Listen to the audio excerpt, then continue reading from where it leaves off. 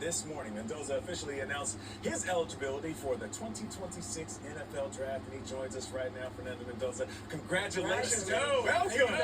Thanks for having me on. Appreciate it. No, for joining us. I know you have a lot going on, but let's talk about that announcement, though. You are entering the draft. You could have returned back to college, which now is very lucrative, and on top of that, you are a winner with another chance to win. Why enter the draft now?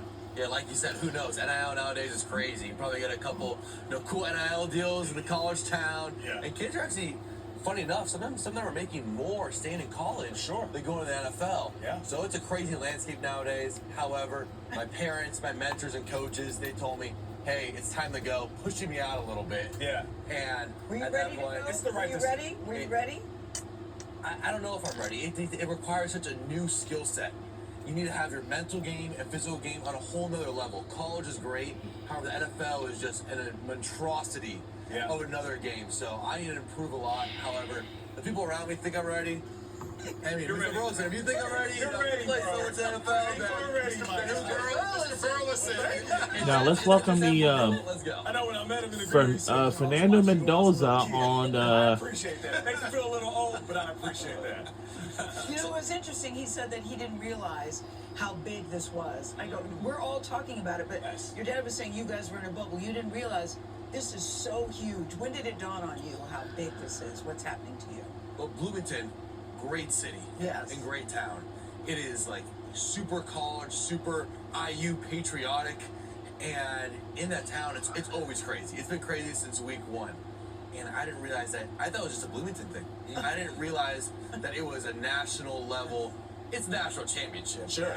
But I didn't realize it was like a national level craze. Okay, Miami, the Hoosiers, this whole thing going on, probably on this great show. Yes. And, after stepping out and winning, which thank God we won, because it would have been devastating if we didn't.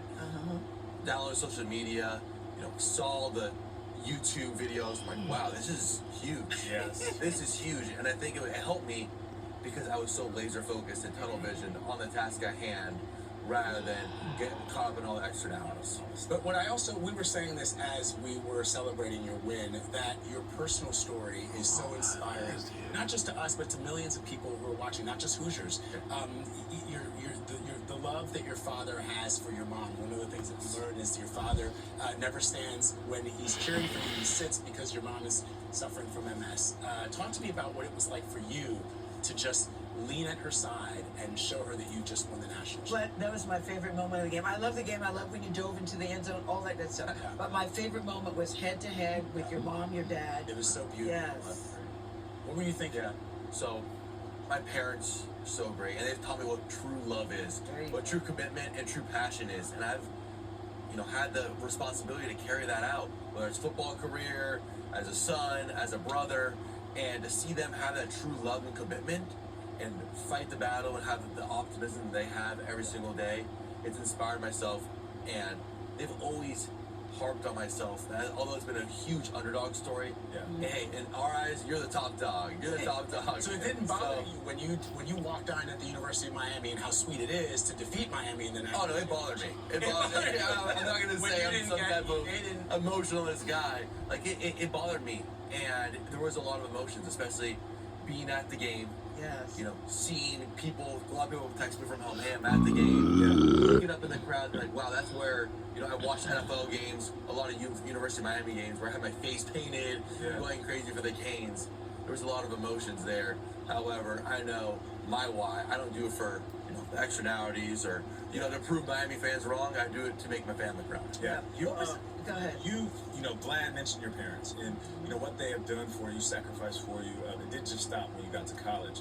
I heard that your father got an apartment near the campus to keep you guys somewhat grounded. Kind of explain that and what it meant for you while you were in college when there is so much chaos around you. Yeah, so it was cheaper to get an apartment than to book hotels because it's so crazy to book hotels in college towns. And it was kind of funny whenever I go over to the apartment, I see some of my teammates in the same apartment, so it was like my parents living the college lifestyle without me knowing. It's a great place for you to kind of unplug and decompress. It's a great way for myself to unplug and decompress. And seeing them there, seeing them, the whole entire, we call it Mendoza Mafia, like the Cuban culture is so tight, them rolling deep to every single game, at least 15 family members every game, game one to all the way to the national championship. It's been so inspiring for me, my brothers, and just my entire family. Yeah. Just that tight knit connection. Whether we're on top or on the bottom, they're always there rolling deep. Yeah, I still go back to your mom though, Fernando, for me, and your dad and your family. Clearly, Max blew us away with his introduction. But you're doing a fundraiser. Your mom has been living with multiple sclerosis for a very long time. You talked about how she used to drive you everywhere, and she's still your number one fan along with your family. But the fundraiser, tell us about that and why that's so important to you. Yeah, so my family and I, we know the struggle. Yeah. And we know the fight it takes. And to raise awareness for other families, other people struggling, and overcoming this battle, Yes. we know that we can overcome this battle with the raised awareness and the right people putting their right foot forward on this issue. And we've, thankfully, thanks to God, we've raised over $170,000 out of our $250,000 goal.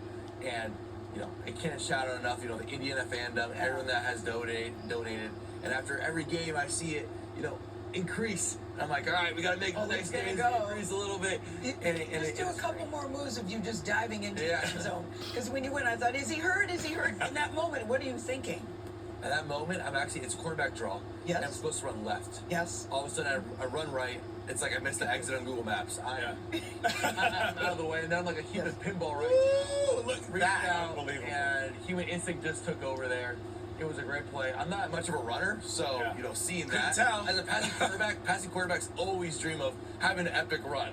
Yeah. So that was like the cherry on top. Well, listen, you are on an epic run with your career, and Is it's he not going going to to be in stop now. Vegas? Raiders have number one pick. That's right. You like Vegas? Good luck playing with Tom Brady. Yes. Fernando Mendoza, congratulations, my amazing. brother. you so Everything much. is happening to you for a reason. We're here for it. Mendoza Mafia.